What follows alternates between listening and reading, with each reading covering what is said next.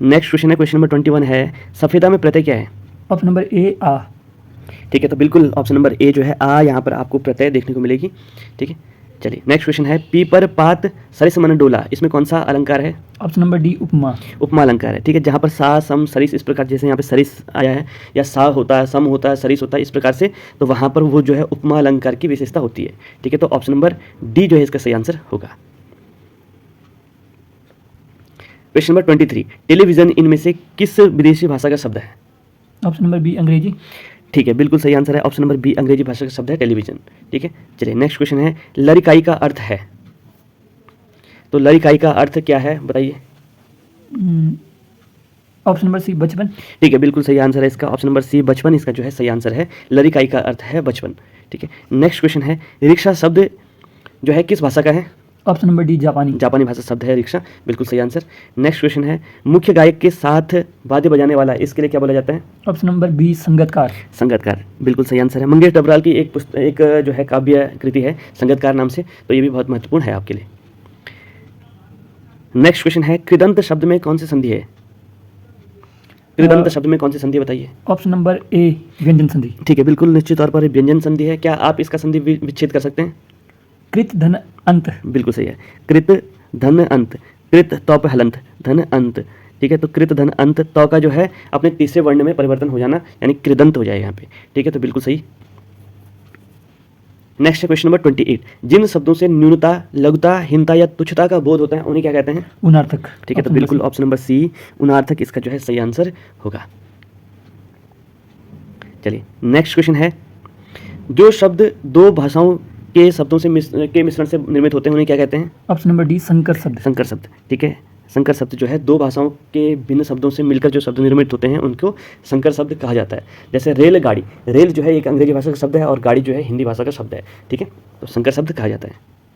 चलिए next question है, question number 30, काम कुसुम धनु सायक लीन है, सकल भुवन अपने बस कीन है, इसमें कौन सा अलंकार है? Option number A विभावना। विभावना अलंकार। क्या आप बता सकते हैं विभावना अलंकार क्या होता है? तो ठीक है, मैं बता देता हूँ कि विभावना अलंकार वो होता है जहाँ पर बिना किसी विभावना अलंकार में बिना साधन के भी कार्य पूर्ण हो जाता है, वहाँ पर विभावना अलंकार होता है।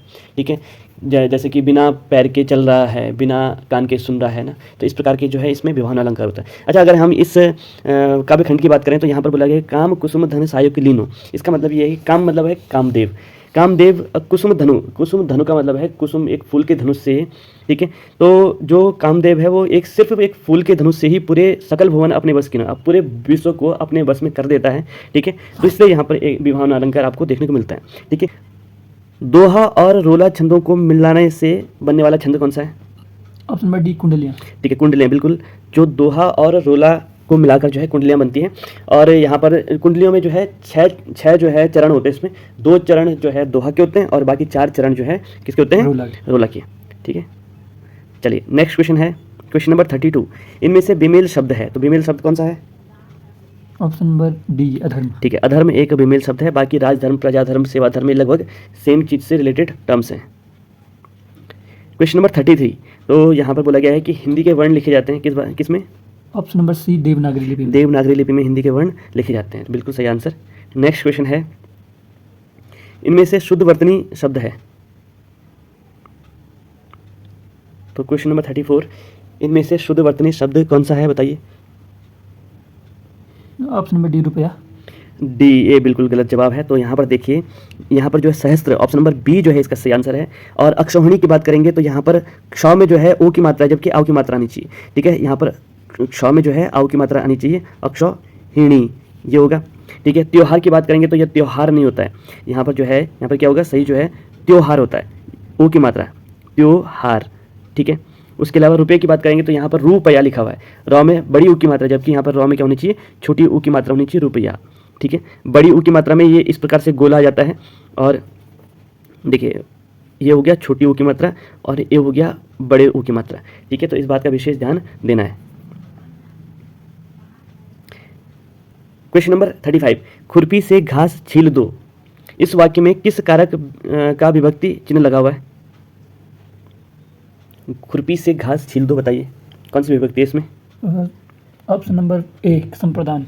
संप्रदान कारक ये बिल्कुल गलत है। खुरपी से, यानी कि खुरपी क्या है, एक साधन है ना, तो यहाँ पर जो है जहाँ पर साधन होता है वहाँ पर करण कारक होता है। ठीक है, यहाँ पर खुरपी एक साधन के रूप में उपयोग किया जा रहा है, इसलिए यहाँ पर क्या होगा, करण कारक से यूज़ किया गया ना यहाँ पे, तो से को हम रिप्लेस कर सकते हैं के द्वारा, से के द्वारा, खुरपी के द्वारा घास छील दो ना, तो यहाँ पर करण कारक आपको देखने को मिलेगा। क्वेश्चन नंबर 36, निम्नलिखित शब्दों में से कौन सा शब्द गुणवाचक विशेषण नहीं है, तो बताइए। ऑप्शन नंबर बी अनेक। अनेक, अनेक जो है एक गुणवाचक विशेषण नहीं है। ठीक है, बाकी प्राचीन, अच्छा, सुगंधित। अच्छा, जब गुणवाचक विशेषण की बात करेंगे तो हमें जो है कैसा शब्द, कैसा प्रश्न करना है, कैसा प्रश्न में हमें कैसा उपयोग करना है, कि कैसा, कैसे लोग, प्राचीन लोग, कैसा है, अच्छा है, कैसा है, सुगंधित है। ठीक है, लेकिन कैसा शब्द का जो हमें जवाब मिलेगा वो अनेक के रूप में नहीं मिलेगा।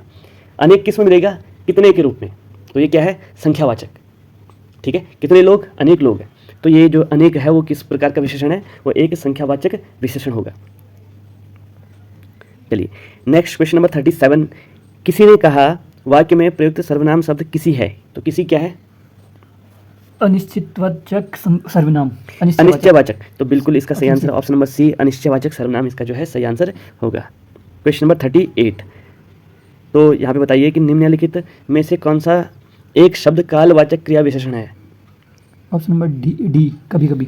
कभी कभी, तो यहाँ पर देखिए कालवाचक के लिए हमें कैसा करना है, कब, इसके लिए हमें प्रश्न करना है कब, वो कब आता है, वो कभी कभी आता है। तो जो कब जो प्रश्न करके बाकी धीरे धीरे बारी बारी से उधर जाओ, इसका हमें जो है हमें इसका उत्तर नहीं मिलेगा।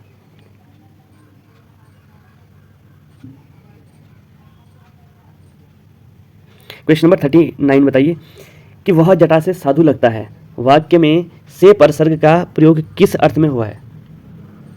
ऑप्शन नंबर बी पहचान। ठीक है, बिल्कुल इसका जो है सही आंसर है पहचान। क्वेश्चन नंबर 40 है, निम्नलिखित में से तत्सम शब्द नहीं है, तो बताइए कौन सा तत्सम शब्द नहीं है। ऑप्शन नंबर सी सर्ग।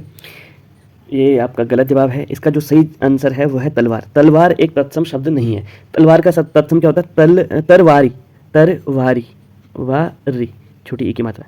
ठीक है, तरवारी, तो तरवारी जो है इसका तलवार का जो है तत्सम रूप होगा।